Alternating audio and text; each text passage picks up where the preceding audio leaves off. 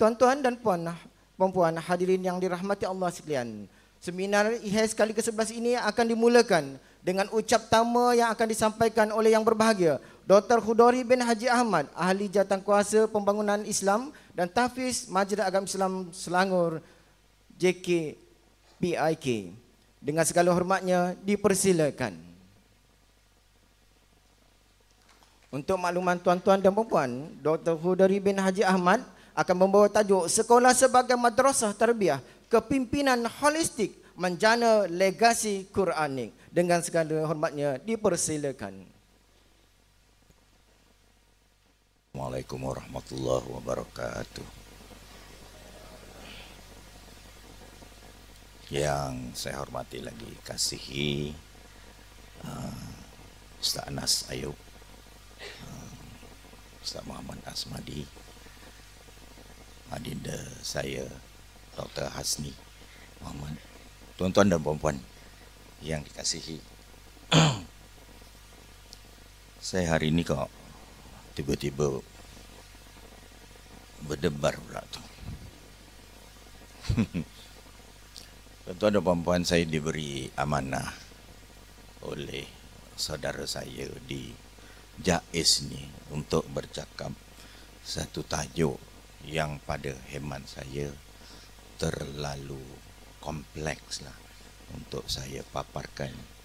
Sejak saya bersara dari lembaga peperiksaan, saya sudah memutuskan untuk menjadi seorang pesawah atau pekebun. Cuma kebun dan sawah tu nampaknya tak berapa berjaya sebab rakan-rakan yang ini suka mengacau saya. Lalu panggil saya. Tuan-tuan puan-puan, saya tak tahu ada slide ke tidak hari ini. Yang depan saya ni ada ke tidak? Ada slide ya? Ada. Alright. Baik. Mari kita legakan diri kita, duduk di suatu dewan yang begitu indah untuk kita cuba membukakan. Alhamdulillah. Jadi kita buka minda kita dulu, tak dengar pula. Slowly kita buka mata kita, buka telinga kita, buka minda dan hati kita untuk kita sama-sama berfikir. Saya diberi tajuk tentang kepimpinan. Saya ingat lagi masa saya kecil-kecil dulu, kecil pun tak kecil lah, dah kerja. Saya suka tapi kan okey, terima kasih. Bila kita kerja tu lama sangat. Saya kerja di lembaga peperiksaan 30 tahun. 30 tahun tu rupanya dari kecil sampai besar. Size-nya sama kan 30 tahun. Tak pencen-pencen. So bila dah 30 tahun tu saya dihukum pencen. Saya jumpa KPPM yang kebetulan kok saya kenal. Boleh tak saya teruskan berkhidmat? Tak bagi gaji pun tak apa, bagi pencen je cukup. Tapi tuan-tuan, responnya sangat mengecewakan. Dah rari, janganlah ngada-ngada. Dah sampai waktu pencen tu kau pencen aja lah. So sampai sekarang saya pencen lah tuan-tuan. Okey. Pagi-pagi kau dah ngomel. Ingat ya, tolong buka mata.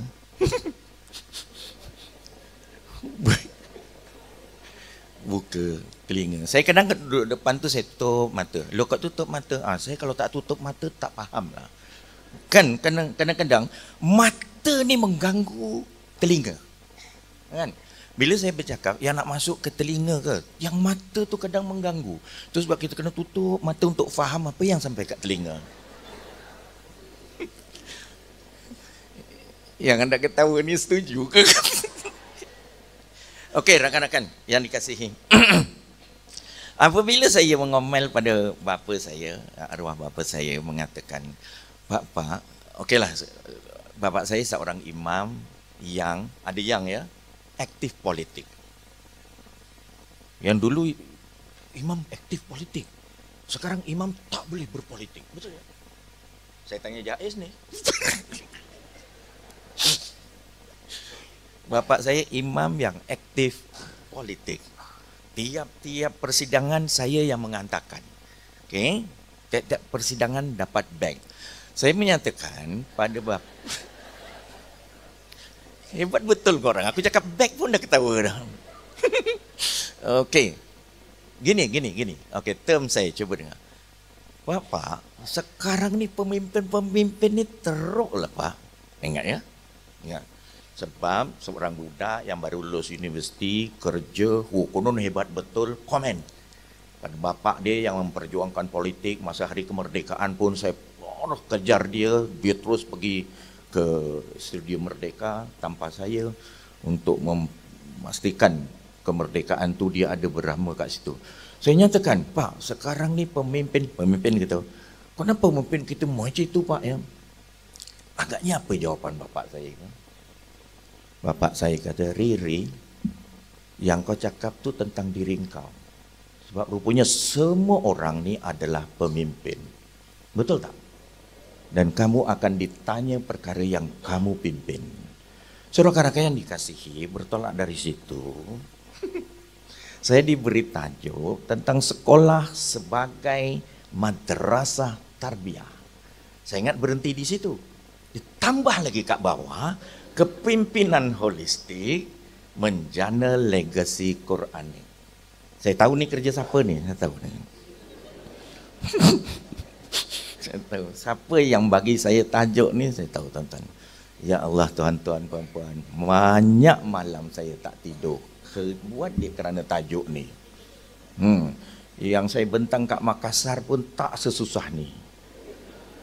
Jadi saya mohon maaf kepada yang memberi tajuk, kepada orang yang mendengar. Kalaulah memang lekeh betul pembentangan saya ini, maafkan. Tapi kalau ada maknanya, tuan-tuan simpan serta cubalah beri makna. Sebab memang sangat-sangat penting untuk kita memikirkan perkara ini. Saya memberi tahniah kepada orang yang memberi tajuk ni. Memang orang ni concern betul. Okay. Tapi saya takut betul kalau orang yang memberi tajuk ni dah nak bersara. Siapa yang akan meneruskan itu? Mesti dia kenal siapa tu. Okey, mari kita cerita. Ini boleh buka lah ya. Saya suka jalan-jalan. Bismillah. Minta maaf ya, minta maaf. Ada yang boleh berjalan. Alhamdulillah. Walah, ada kat situ.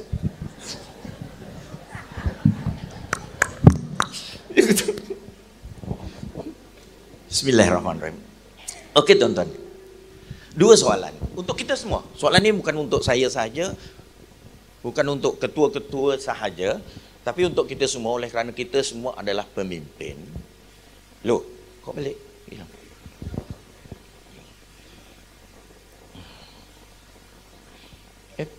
Sorry. Okey, satu soalan. Adakah, soalan ini simple saja yang mungkin anak-anak kita boleh faham soalan ini, cuma jawapannya mungkin berbeza-beza. Orang yang dah tua, jawapannya lain. Orang yang dah bersara, jawapannya lain.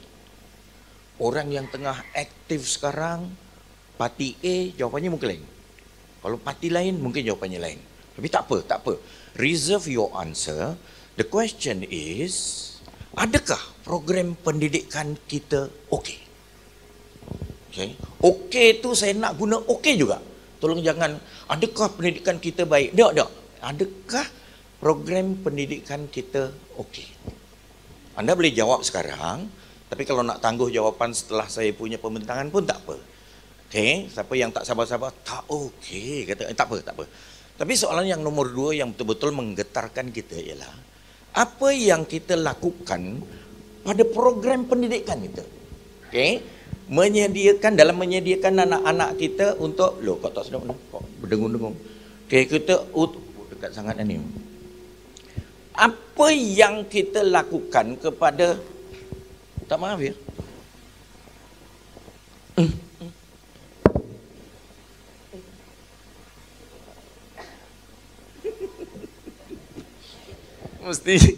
Mesti anda terfikir-fikir apa ni buat Dek Kodri yang terpentas tu kata. Sabar tuan.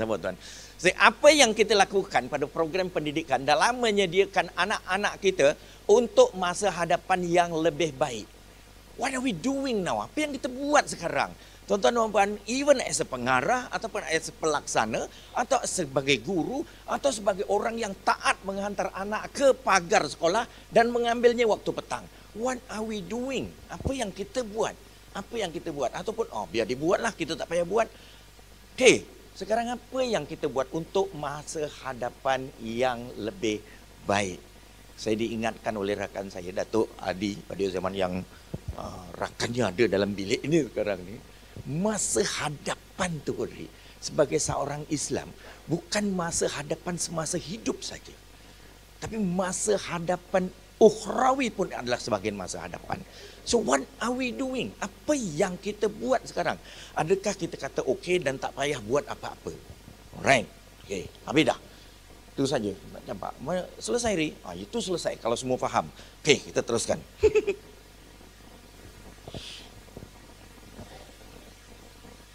Kita yang sudah punya anak dan menghantarkan anak sekolah, dan di sekolah yang menerima anak-anak itu dihantarkan, bagi saya kita semua harus boleh menjawab soalan yang semudah itu dengan mudah, dengan jawapan yang sama demi berlaku adil kepada anak-anak kita. Malang mereka, if we don't have anything, kalau kita tidak ada apa-apa jawapan kepada soalan yang semudah itu tadi. Kita mesti yakin bahawa pendidikan yang beri okey. Kita tak boleh walang, kita tak boleh teragak-agak. Okey ke macam ini ni? Okey ke macam ini?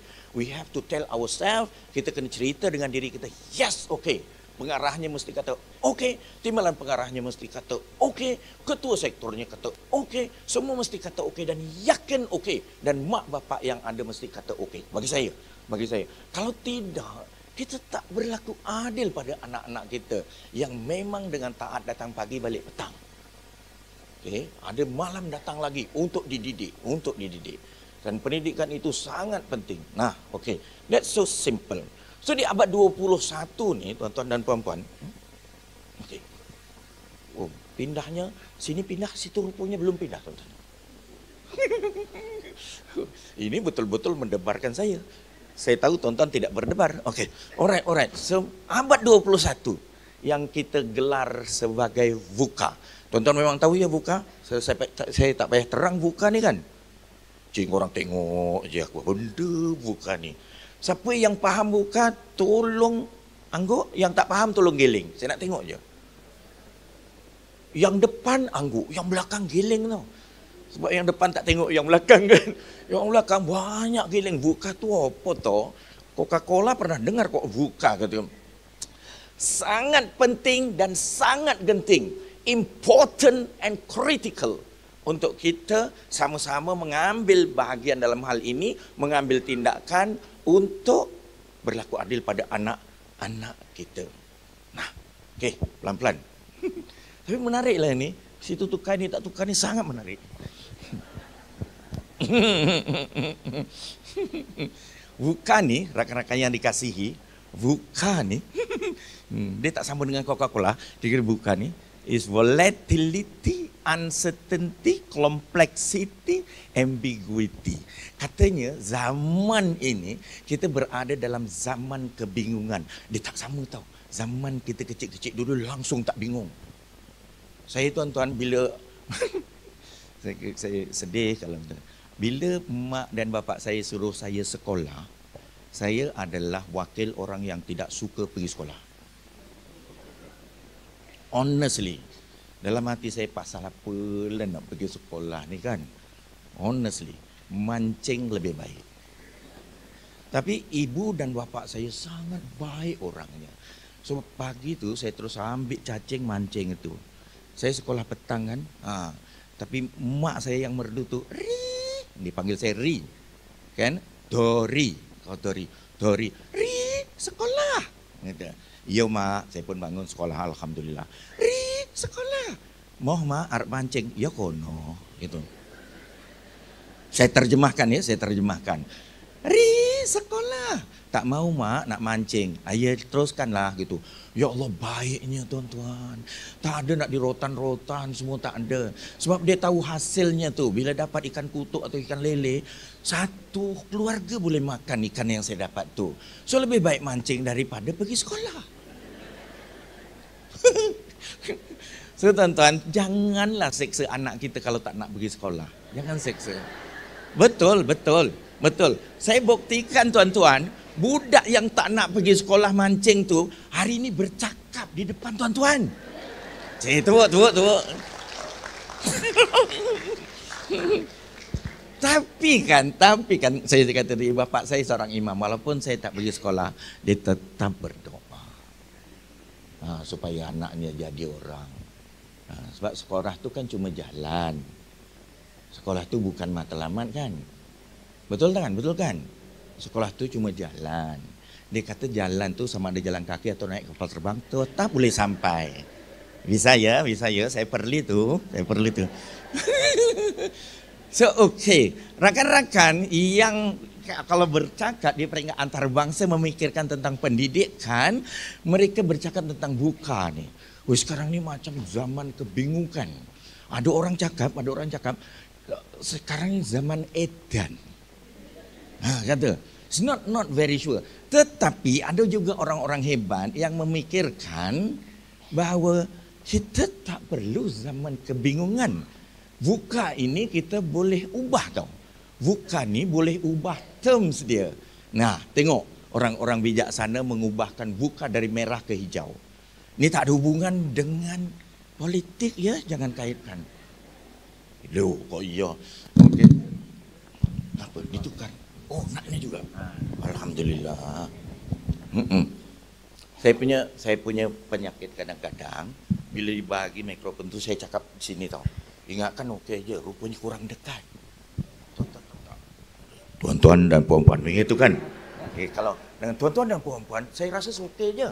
Rupanya dari belakang tu. Ini maknanya suruh dekat. Keren. Okey tuan-tuan. Baru ya Allah dekat 2 minit baru ngikut. Okey. Now the hijauan yang tadi bukan tadi dia ubah dengan vision, understanding, clarity and agility. So kita yang duduk sebagai orang yang memimpin, memikirkan apa yang nak jadi pada pendidikan kita, jangan terlalu risau, resah, gelisah dengan VUCA of the red one, we change to VUCA the green one. So saya ingin sampaikan kepada rakan-rakan semua untuk bergerak ini. Okey, tapi kita tak cerita yang itu tuh hari ini. Jangan biarkan saya bercerita ini, tapi habis 40 menit itu saja mengamuk nanti Ustaz Anas. Okey. Ke Ustaz Asmandi yang kita tajuk ni. Alright. Now. Okay. Pecah pula rahsianya. Okey, kita balik pada soalan yang asal tadi. Soalannya apa ya? Jangan ulang. Saya orang lembaga periksaan, kerjanya lain tak ada buat soalan. Bila lembaga seorang yang kena komplain, jawapannya tak, lembaga periksaan tak tahu jawapan. Kami cuma buat soalan. Jawapannya sama tak dengan lembaga periksaan? Tak. Kami tak buat jawapan. Cuba bayangkan satu hari tahun itu kita bagi jawapan je kat sekolah. Suruh dia orang bagi soalan. Mesti tak pandai kan? Iya. Untuk mulai pada tahun 2005 kita akan buat transformasi dan lembaga periksaan hanya memberi jawapan untuk anak-anak memberi soalan. Saya tak yakin ada pengarah lembaga periksaan boleh segila itu. Okey. Ya Allah. Kita tunggu tuan-tuan ya, tunggu. Saya dah ubah tau. Okey. Kita nak ulang lagi. Soalan kita, adakah program pendidikan kita okey? Yang kedua, apa yang kita buat dengan zaman yang begitu tu? What are we doing now? Okey, pelan-pelan. Yang pertama, macam mana nak jawab soalan yang pertama?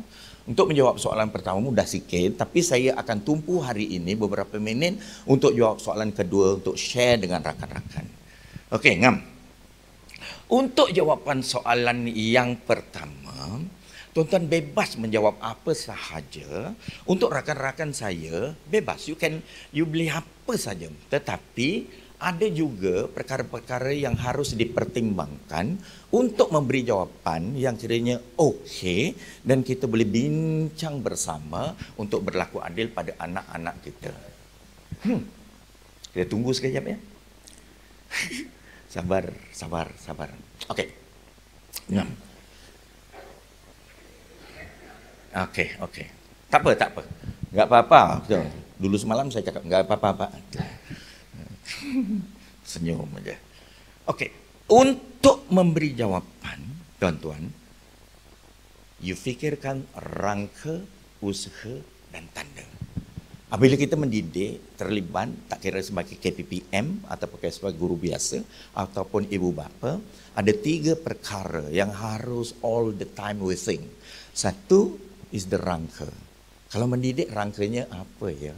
Kita tak boleh didik tu sahaja bagi tahu ajar mata pelajaran. Dah, dia rangka apa? Sebab mata pelajaran itu cuma perjalanan, cuma isinya.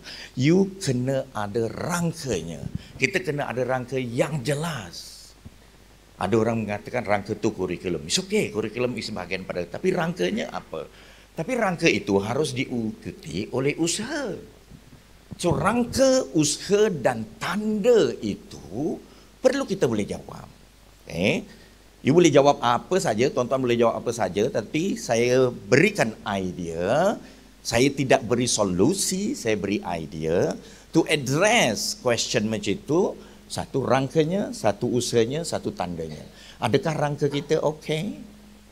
Ataupun adakah kita ni ada rangka ke tidak? Oh ya, dah lama jalan. Oh, rangkanya apa ya? Oh, kita tak pernah cakap kok tentang rangka. Rangka tu mencampur, kurikulum. Tapi rangka, what is your frame? Apa rangka anda? Rangka itu diikuti oleh usaha berdasarkan pada rangka, usaha. Tapi rangka usaha saja tak cukup, mesti pergi pada tanda. Ada orang kata kurikulum, pedagogi and assessment. Tapi kurikulum, pedagogi, assessment itu adalah terjemahan kepada rangka, usaha dan tanda. So jawapan kita macam mana pula kalau kat situ? Nah, kita buat saja, kita bincang saja untuk meletakkan, untuk memberi jawapan kepada diri kita bahawa kita yang mendidik ini memberi pendidikan yang okey. So, tuan-tuan dan puan-puan, saya macam saya nyatakan tadi, saya tak suka pergi sekolah dan saya tak boleh jumpa angka 4. Okay. Bila saya darjah 4, saya completely lari dari sekolah, darjah 4. Bila sampai tingkatan 4, lari lagi dari sekolah. So, saya 2 kali lari dari sekolah. Okey tak okey tuan-tuan? Okey, walaupun 2 kali lari, hari ini yang cakap depan tuan-tuan orang yang lari dari sekolah tu. Tapi soalnya bapaknya kena berdoa. Okey. Kat rumah tu, maknya masa yang kali kedua tu maknya bising. Mak saya memang very good in talking. Tok. Bapak saya kata, "Yo sabar toh." Gitu kan. Bapak saya slow saja. Kan kunci kalau kita nak aman rumah tangga berpuluh tahun ya Prof ya. Yang pertama, hari pertama dia betul. Hari kedua dia betul. Hari ketiga baru saya salah. Itu yang diguna oleh bapak saya, aman sampai ujung, dan saya pun guna yang itu Prof. First, you are right. Kan? The second one, you are right.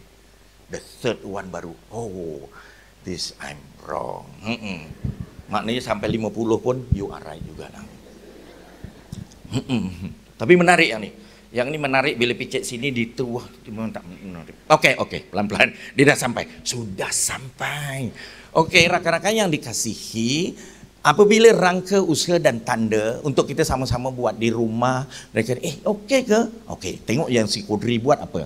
Alright, yang satu, rangka kita, siapa yang kita didik? Kena jelas. Mereka bukan hanya murid, mereka bukan hanya subjek yang datang, dia adalah anak-anak kita. Yang kita didik itu bukan orang lain, Bukan macam orang putih datang sini didik kita. Orang putih datang sini didik kita dengan kita duduk sini didik anak-anak kita is different. So siapa anak-anak kita? Mengapa kita nak jadikan dia apa? Legasi Quranik. Betul saya? Kita nak jadikan dia orang-orang yang berilmu, beriman dan berakhlak mulia. Itu hajat kita. Kita bukan beri pendidikan, ingat ya, saya nak perli, bersedia ya. Kita bukan beri pendidikan hanya mengajar mata pelajaran untuk tujuan menduduki peperiksaan. Ingat, diam je mesti kena perli tu. Kalau diam je, oh ya macam itu agaknya tu.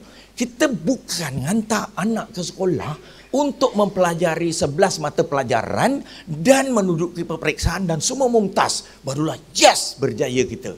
Lepas mumtaz tu tak jadi apa-apa. Kadang-kadang, budak-budak ni semua mumtaz. Tapi kok tak sembahyang subuh? Okay, tak ya? Korang diam tu mesti kena perli. Dia orang ni mumtaz semua tapi kok tak beradab dengan mak bapak? Kan? Diam saja kan? Terasa saja. Betul tuan-tuan. Anak saya, cucu saya kadang yang cemerlang tidak macam bapak dia yang selalu lari dari sekolah. Anaknya cemerlang tuan-tuan. Tak tahu macam mana. Itu mesti doa mak dia. Okey, bapak dia jangan ditiru. Okey, tetapi adakah yang mumtaz cemerlang itu jadi orang? Ni Halim Tamuri cakap ni, jadi wong apa orang? Kan? Halim Tamuri yang cakap, dia jadi orang ke tidak? Tetapi kita kan orang Islam. Bukan hanya kita nak dia jadikan orang. Dia jadi orang ke tidak? Dia jadi hamba ke tidak? Dua tu kena ada. We have to check. Anak-anak kita ni jadi atau tidak. Bukan anak kita ni berjaya atau tidak saja berjaya dalam peperiksaan. Okey, apa yang kita nak tanamkan pada dia orang ni? Apa yang kita nak tanamkan? Apabila kerajaan Malaysia dengan falsafahnya jasmani, emosi, rohani, intelek, yang kita nak tanamkan apa? Yes, kita bukan nak dia belajar dan pandai mata pelajaran dapat keputusan cemerlang, tapi kita nak tanamkan jasmani, emosi, rohani, inteleknya. Tetapi bagaimana? That is a programnya. So rakan-rakan yang dikasihi, apabila kita usaha itu, sistemnya apa? Ada sistem ke tidak? Ada sistem ke tidak? Kan? Adik saya, Dr. Hasni Muhammad yang ada kat depan tuan-tuan ini, selalu perli saya. Pak, Kementerian Pendidikan ni ada sistem ke tidak? Kan? Sistem. Sebab dia kata dia ada sistem. Sistem dia apa? IHES. IHES tu Integrated Holistic Education System. Kan? Ujungnya ada sistem. So kata-kata kita ada sistem. Kita ada sistem ke tidak? Sistem kita okey ke tidak? Okey, semua diam je, mesti susah nak jawab tu. Okey.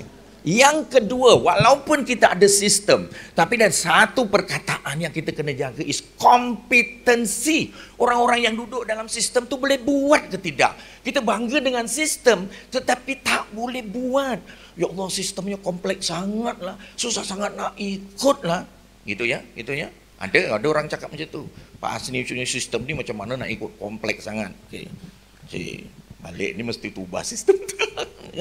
The system is too complex yang kita. That is the second phase, which is the competency. Kita create tak program untuk kompeten. Lah, lepas tu the one, inovasi. Apabila nampak ada sistem, tak ada sistem, kita adakan sistem. Lepas ada sistem, kita dah kompeten. Mana-mana yang lompong-lompong, well, we have inovasi untuk mendepani. So, itu untuk usaha. Tuan-tuan dan puan-puan, untuk soalan kedua, saya akan fokus yang itu. Tetapi ada tanda tu, tanda ni ada dua. Kumpul data, buat makna. Kumpul data, buat makna. Datanya kita kumpul, maknanya kita buat. So apa data? Bagaimana kita kumpul data? Apa makna? Bagaimana kita kumpul makna? Kita letak merah, kuning, biru tu untuk tik saja.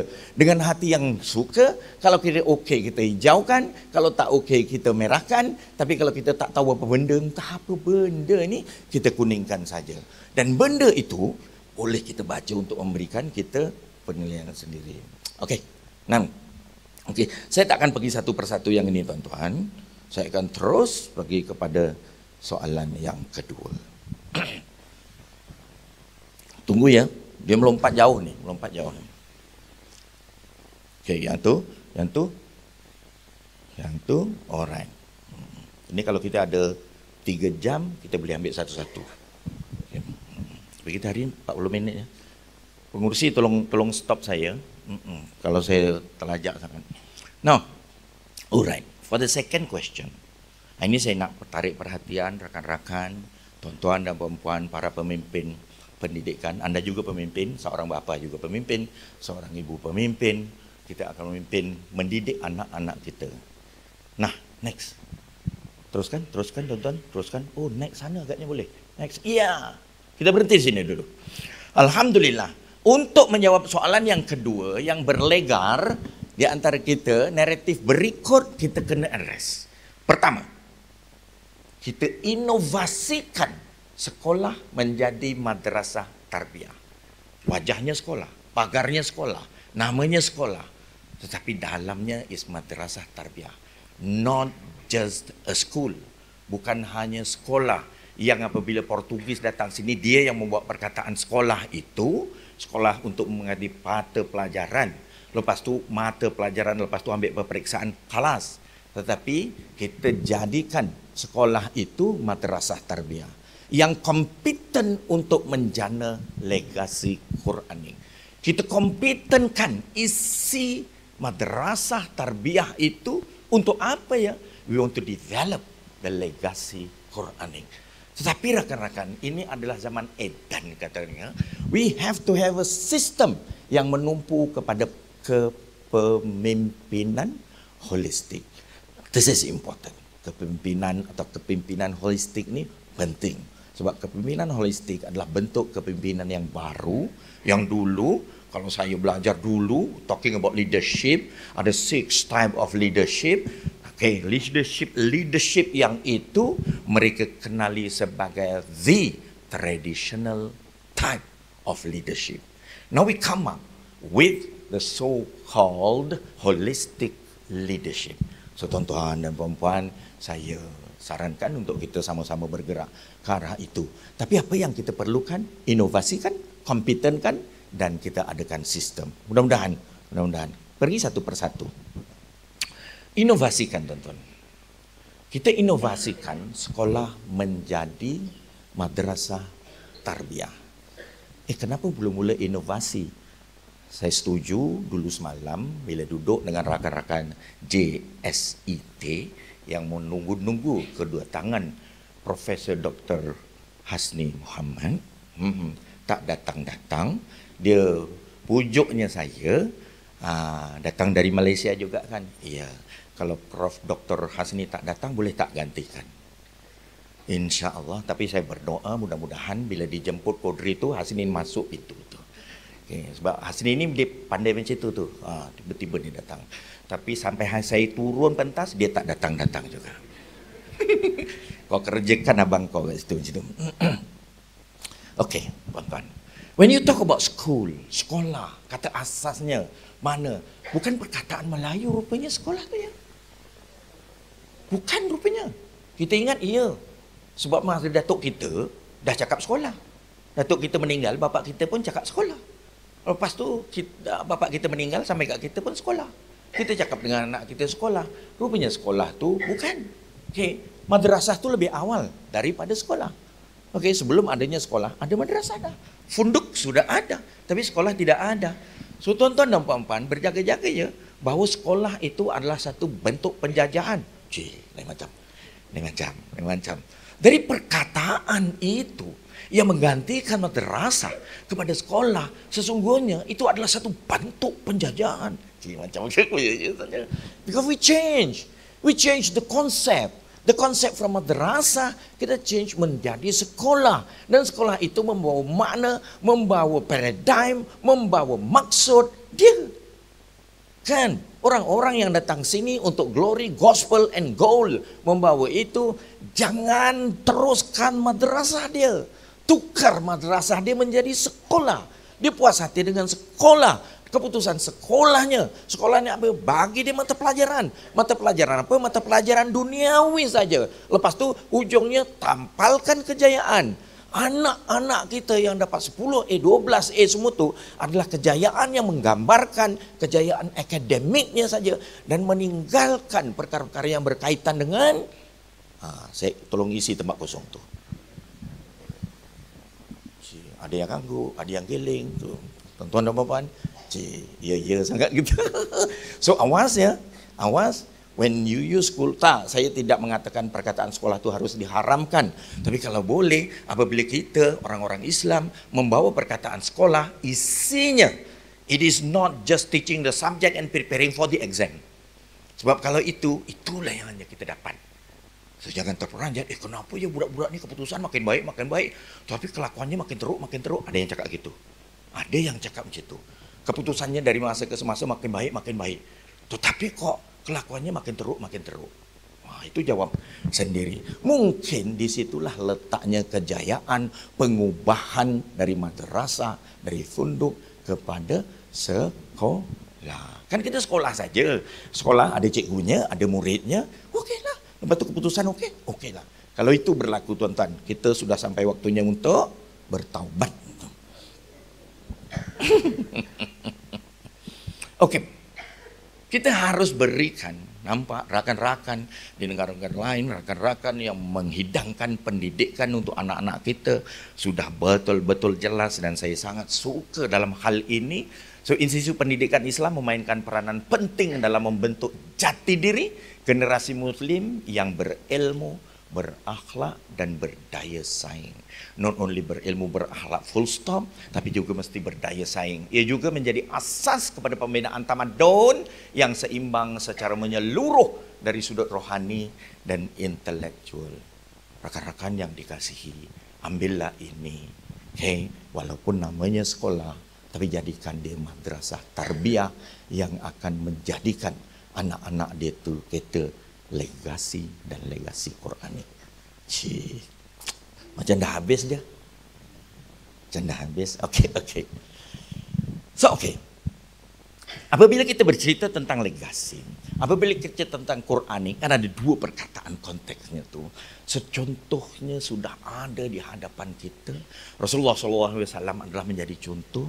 So kita nak jadikan anak-anak kita macam apa? Ya bukan macam orang-orang, bukan macam orang yang paling kaya sekali dalam dunia, bukan orang yang mula-mula buat kapal terbang, tapi kita nak jadikan anak-anak kita mengikut jalur-jalur pembinaan manusia untuk menjadi macam Rasulullah SAW. So itu ceritanya. Kalau tidak, that's what legacy Quranik all about. Okey, tuan-tuan dan puan-puan. Ini kalau kita bacakan ini depan ustaz-ustaz, ya Allah, itu saja. Aku telah tinggalkan kepada kamu dua perkara, jika kamu berpegang teguh kepada kedua-duanya, kamu tidak akan sesat selama-lamanya, yaitu Al-Quran dan hadis. Okey, di mana letaknya? Dalam perjalanan anak kita daripada tahun 1 ke tahun 11, di mana letaknya? Untuk dibaca saja, untuk dihafal saja, ataupun untuk diterjemahkan kepada hidup untuk menjadi legasi Quranik. Yang itu kita pertanyakan pada diri kita. Disambung pula dengan barang siapa yang mencontohi sunnahku, maka dia adalah daripada golonganku. All these pernyataan-pernyataan inilah menjadi rujukan untuk kemana perginya. Dan di sini rasanya kita kena balik juga kepada the konsep asal of institusi yang memanggil anak-anak kita untuk kita graduatkan. Not only all cemerlang, not only all mumtaz, tetapi jadi tak orang tu. Okey. Kalau kita tengok di hadapan, tuan-tuan dan puan-puan, bila kita nak mencirikan sekolah kita, untuk at least ianya nampak sebagai madrasah tarbiyah, bagaimana kita offer tak pendidikan. Syed Naqib Al-Atas merasakan pendidikan dengan terms yang mudah. Pendidikan ialah proses menanamkan sesuatu ke dalam diri manusia. Itu pendidikan. Okay? Education is the process of instilling something into human being. Dan yang kita tanamkan tu ialah ilmu, amal, adab. So apabila kita pergi ke sekolah kita, ada ketidakpendidikan?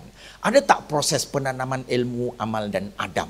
Andainya tidak ada, astagfirullah, dan kita pergi untuk mengisikan tu. Mudah-mudahan dia akan menjadi madrasah tarbiyah. Lepas tu ada tak asuhan di situ? ataupun kita penyampaian maklumat saja tanpa asuhan, ada tak nampak perubahan-perubahan yang berlaku pada anak-anak kita yang asalnya suka mancing saja hingga suka pula bersekolah? Kemudian ada tak pendekatan-pendekatan yang holistik, bukannya pendekatan-pendekatan yang kecil untuk sampai ke hadapan, untuk menggambarkan dia cemerlang hanya dengan mendapat grade. Tuan-tuan tahu ke tidak, kadang-kadang grade itu tidak membayangkan prestasi. Grade dalam peperiksaan itu hanya menggambarkan posisi, tidak menggambarkan prestasi. Orang yang mendapat A itu lebih baik dari orang yang dapat B. Orang yang dapat B itu lebih baik daripada orang yang dapat C. Kalau ini berlaku, itu namanya posisi, bukan prestasi. So kalau posisi, mungkin ada orang daripada 100 itu, markah yang paling tinggi sekali 40 dapat A. So, kalau itu berlaku tuan-tuan, kualiti kita sebagai ummah akan menurun, tapi keputusannya boleh menaik. Keputusan tahun ini markah paling tinggi 50, ada mumtaznya. Tahun depan markah paling tinggi 40, ada mumtaznya. Tahun lagi satu turun sampai 35, masih ada mumtaznya. Kenapa? Sistem kita adalah sistem posisi, bukan sistem prestasi.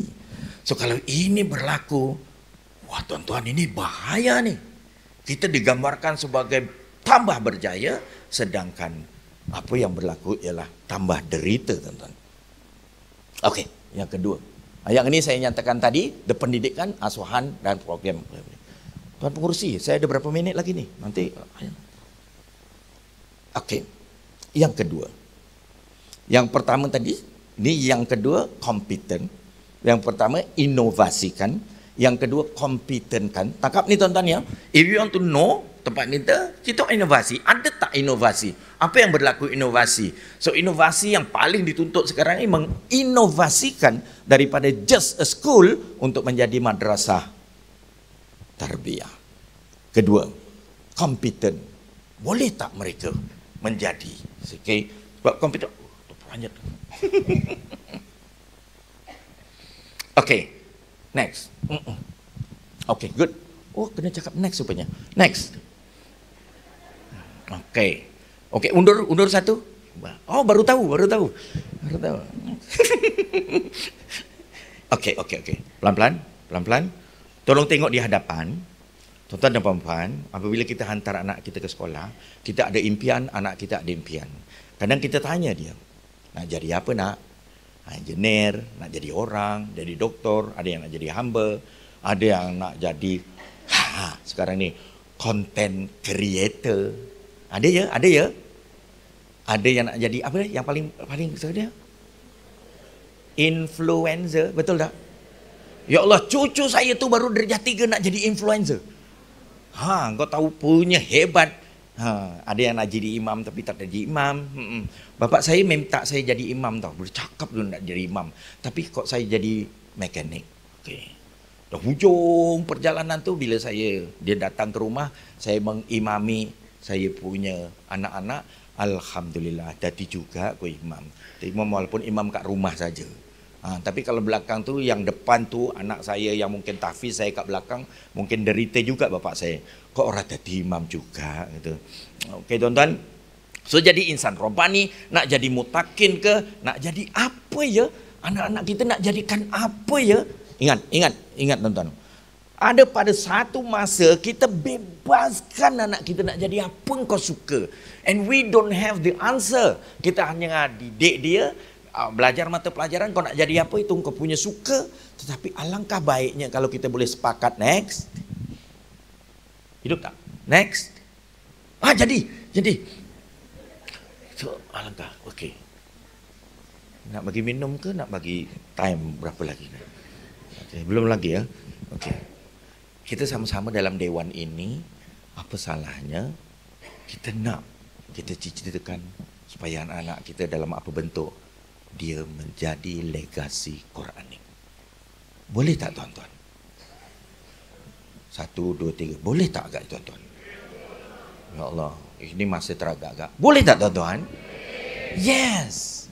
Kalau kita boleh bertekad legasi Quranik, tapi ya cari. Kalau tak faham, tanya. Tak tanya siapa? Ya tanya Pak Hasni. Legasi Quranik itu yang bagaimana? If we can. So okay, next. Okey, kalau kita tengok cerita itu banyak sangat nak baca. Tapi kalau tuan-tuan ambil tu baca, tetapi ialah tuan-tuan legasi Qurani adalah yang memahami isi kandungan Al-Quran. Kandungan Al-Quran perlu dijadikan sebagai panduan untuk membina legasi harmoni. So kalau nak bina legasi itu, kejayaan sampai ke syurga. Maknanya that is the thing. Masa hadapan itu tidak berhenti masa kamu bersara. Kan? Kan tak kan? Bila kita siapkan anak-anak kita untuk sejahtera di masa hadapan, dia tidak berhenti sampai bersara saja, tapi sampai ke syurga. So that is the content of kita punya usaha untuk menjadikan legasi Quranik. Okay, teruskan ke depan. Teruskan lagi. Ini banyak sangat ni. Alright. Saya nak terus pergi kepada 3 sistem. Kita sudah bercerita tadi rakan-rakan yang dikasihi. Satu tentang inovasi. Lepas tu yang kedua apa ya? Kalau saya lupa. Satu tentang inovasi. Yang kedua tentang apa ya?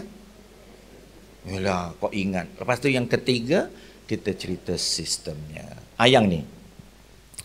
Yang ini ada kaitannya dengan kepemimpinan atau kepimpinan holistik. Alhamdulillah, Tuan Pengurusi dah duduk kat situ tu. Berapa? 5 minit. Alhamdulillah. 5 minit. Bersedia. Tuan-tuan dan puan-puan, silakan tali pinggang kendaraan sebab kita akan mendarat sebentar lagi. Okey. Rakan-rakan yang dikasihi, sistem yang menumpu kepada kepimpinan holistik. Sistem. Kita nak sistem bagaimana sistem. Lihatlah sistemnya macam mana yang menuntut kepemimpinan holistik. Holistic leadership. Sistemnya bagaimana? Kalau sistemnya kita tak nampak, mungkin kita tak menghadirkan ciri-ciri kepemimpinan holistik. Next lagi. Okey. Tuan-tuan, ini kerja Pak Hasni. Pak Hasni ke sana sini memberikan kepada kita hadiah, memberikan kepada kita jawapan bagaimana boleh kita membentuk anak. Dan kita berada di sini pada tahun yang ke-11 duduk memikirkan tentang IHES. So yang saya nak bawa ialah bagaimana IHES memberi ruang dan peluang untuk mengembang kepimpinan holistik. How? Bagaimana? Ia ada kaitannya dengan sistemnya. Bila kita tengok aktivitinya menuntut kita harus menjadi pemimpin yang holistik. Kalau environmentnya yang kita sediakan harus juga menuntut ciri-ciri kepemimpinan holistik. Dan pendidiknya yang kita nak bukan hanya guru lapis, tetapi apa yang Pak Hasni selalu sebut kepada kita, disitulah pemimpin-pemimpin yang kata berdasarkan type tradisional tidak mampu, tetapi perlu kita hadirkan kepemimpinan holistik. Next, finally. Okey, tuan-tuan dan puan-puan yang menghidangkan e-health seharusnya sangat mesra dengan perkara-perkara ini, sebab Pak Hasni tidak akan turun pentas kecuali dia cakap perkara-perkara ini. When he talks about e-health, when he talk about system, integrated holistic education system, dia tidak terlepas daripada perkataan takrif, takwin, and tanfiz.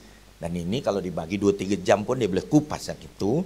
So all those is in the activity yang kita sediakan untuk memberitahu kepada kita, bukan di dalam derajah itu, baca. Lepas tu ulang balik. Tetapi these are all the activity yang harus ada di situ. Taklim, tarbiyah, tadrib, yang taujihnya, irsyadnya. These are all the thing yang kita perlu hidangkan kepada anak-anak kita dalam aktivitinya. Langsung digabungkan apa yang diintegrasikan dengan apa yang disebut sebagai kurikulum, program pembangunan potensi insan dan medianya, all this lah. Ini membentuk perkara-perkara yang dalam aktiviti yang untuk menjayakan ini kita perlukan kepemimpinan yang holistik.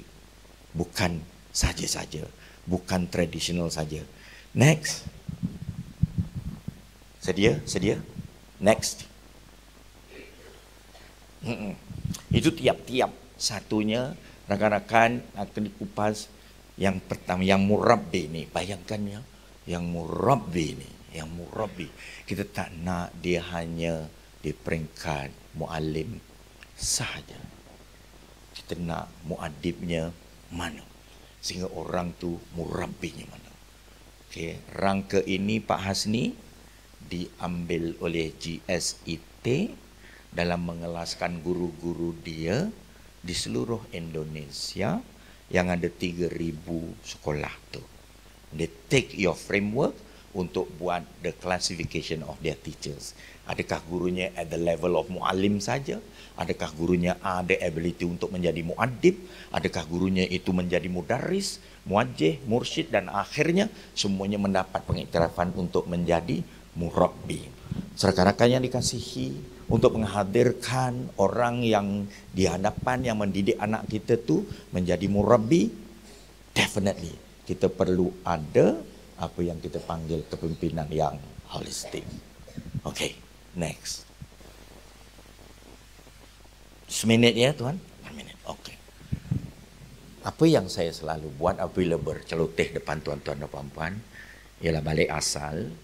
So asal tadi kita nyatakan are we okay, dan yang kedua saya payakan apa yang kita buat. So kalau boleh kita jawab pada diri kita sendiri hari ini. Untuk rakan-rakan terima kasih yang membukakan mata, membukakan telinga dan membukakan minda. Sesungguhnya marilah kita sama-sama jawab dengan adanya IHES. Sebenarnya kita inovasikan sekolah kita, sebenarnya kita kompetenkan mereka, dan sebenarnya kita ada sistem yang menuntut pada kepimpinan holistik. Wabillahi taufiq wal hidayah. Assalamualaikum warahmatullahi taala wabarakatuh.